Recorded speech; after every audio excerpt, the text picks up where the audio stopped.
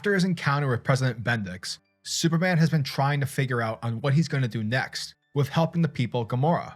And so after the life-changing events from the last issue, Jon Kent and his new ally, Jay Nakamura, are ready to strike back, for they are on a collision course with a type of power that is prone to dismissing problems from the public eye. But luckily, Superman isn't so easily dismissed.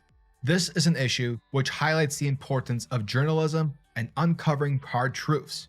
Taylor thus far has managed to build Jon's relationships well throughout the series, and having them all come together to seek out the truth makes this an engaging read.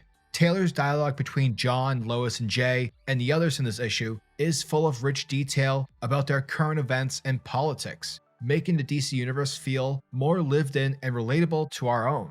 But it's fundamentally still about Jon's relationships. His relationship with Jay is blooming, and we get to learn more about Jay's backstory and how it all fits into the overarching plot. That backstory is revealed during a scene where Jon and Jay are on top of the Daily Planet, which is quite poetic since, the Daily Planet represents truth. And honestly, both Jon and Jay's bond in this issue is pretty good, and I'm curious to see where their relationship leads to. There's also more of an active inclusion of Lois, where she gets to showcase her investigative prowess as she gets in on uncovering Bendix's schemes. And so I really hope that we get to see more of that throughout the entire series. Because sure, Jay is pretty talented, as a journalist, especially because of his powers, but Lois Lane is like the GOAT of comic book journalism. And so I would like to see Jay learn some things from Lois as the series progresses. Now, the plotting does seem to skip around a bit too much for its own good. The opening, for instance, is a bit jarring, but it eventually makes its way about. Also, Robin's in this issue, and it's like, god damn it. I love when both Damian and Jon are together. It's always a good time. John Tim's art continues to be fantastic. The textures, the lighting, and the details are also intricate while retaining an impressionistic quality, thus retaining their distinctive flair. The colors from Hi-Fi are a rich palette of blues, purples, and indigos, and the characters are always colored with rich depth, which brings the vibe of light and hope to the reader. Tim's art always makes reading this story a visual delight, and Dave Sharp's lettering is great. It smoothly fits onto the page, and it's virtually never difficult to read.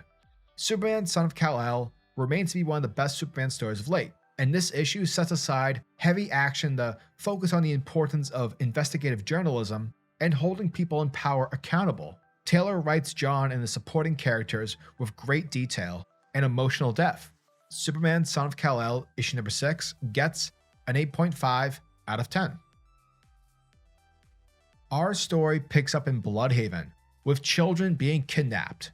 Basic homeless kids sitting around a fire are instantly ambushed by a metahuman and are thrown into a van which takes them to a shipping yard, seemingly readying them to be shipped off to an undisclosed location. Later on, we see Batman having a conversation with Lois Lane, and essentially he's checking in on her and the Kent family since their farm was, recently blown to shit due to the metahuman attack from Flatline. And while the two discuss Star Labs and, conspiracies, we pick up with Jonathan, who is currently with Jay, where the two of them are sitting down, having a conversation on top of the Daily Planet, while eating some delicious cheese pizza.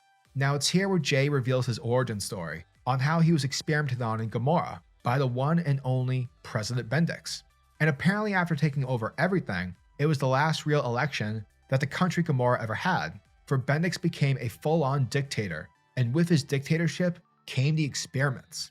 And so because of Jay's powers of being intangible and possessing the ability to easily fade through stuff, it's why he was able to escape. Now we also learned that before President Bendix took over, Jay's mother was the president before, and that once Bendix won the election, his mother conveniently disappeared. And though Jay isn't sure on what the future holds for him, he at least has some sort of hope, because now Superman, Jonathan Kent, is on his side. Now the duo's investigation into finding out on, how Flatline was kidnapped leads them to Star Labs. And with Jay having the ability to walk through walls, it's up to him to obtain the information. And surprisingly, it appears that Jay has some freaking skills when it comes to being stealthy, as we see him moving around like a ninja throughout the facility. And as he makes his way into the surveillance room, he finds out that the guards have already been taken care of, and we shortly learn that it was Robin's doing. Damian Wayne was the one who knocked out the guards. Now obviously for continuity's sake, we know that in the main Robin book, he's currently on Lazarus Island, and so I suspect that this issue takes place after on, what's happening over there. But regardless, Robin is here to track down on who could have possibly kidnapped Flatline from Star Labs. And not knowing that, this is Jay, the two of them try to tussle, but Robin punches right through him since, Jay can phase through anything. Now, it doesn't take long for Lois Lane to walk into the room and figure out what's going on. With Jay showing his face to Lois Lane, she pieces together everything that is happening because she's awesome. She is Lois Lane. For they have all come here to figure out on who kidnapped Flatline. And so as the three individuals are looking at the video, we have the same man, the freaky metahuman from the beginning, putting children to sleep, along with US Senator Henderson, who's also the Gamorrean ambassador for the US. And voila, this is the hard evidence that the group needed. For this is the smoking gun, which will link the Gamorrean government and the US Senator to the attack on the Kent farm.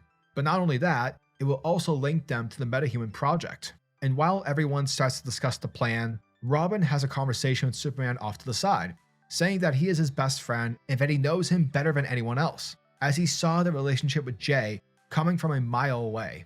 And though Jon may try to hide it, Robin is picking up on the signs, and like a best friend should, he lets him know that he's very happy for him. And oh my god, is that a smirk on Damian's face? Well, indeed it is. Anyways, now Lois Lane lets them all know that they have a lead on the Senator, for he's on a freighter that's heading out into the ocean. And so if needing him to come back and to answer for his crimes and to be interrogated by Batman, Jonathan flies off into the sky in order to intercept. And it doesn't take long for Superman to arrive at the freighter. And looking around the ship and doing his scans, Jon sees that there are people inside the containers. And so ripping them open, he finds the kids who were kidnapped from Bloodhaven. But suddenly this is where Jon is attacked by the freaky looking metahuman. Now doing what he can to save as many people as possible, we have our mysterious villain attempting to put Superman to sleep. But fortunately this only affects Jon's head for a moment since, he's super fucking powerful. But knowing that he'll eventually succumb to it, Jon has seconds to get to the Senator and to save all the kids. And so like a speeding bullet, Jon is able to grab everyone, thus hightailing the heck out of there. Now once the children are placed into safety and before the Senator is taken to Batman, Jonathan has some questions, thus taking him up to the sky and interrogating the Senator himself. Later on, Superman brings him back down to Jay. Now at this point, Superman is supposed to be bringing the Senator back to Batman. However, the information that the guy is holding is pretty important to Jay because he learns that Jay's mother is actually alive and that President Bendix has kept her alive this entire time. Thus, we are immediately taken to President Bendix, who's being informed that Superman has intercepted the Senator and their operations. And though this is definitely a setback, Bendix hints at the fact that the Rising is about to begin and that not even Superman will be able to stop them. And that, folks, was the end of Superman, Son of Kal-El, issue number 6. And thank you guys for checking out my video, as it truly means the world to me. And as always, I'm your majestic sayer of words, SuperCliff. And if you guys are new to the channel, then do me a solid by smashing that like and subscribe button. And also hit the notification bell so that you'll never miss out on an upload. And so that you'll always be kept up to date with your favorite top tier comics happening in the comic book world. Now tell me, what are your thoughts and opinions on this issue? Are you guys excited for issue number 7? Not gonna lie, this plot is getting quite intriguing, especially with the reveal that Jay's mom is alive. So yeah, let me know down in the comment section below. And until the next video, peace.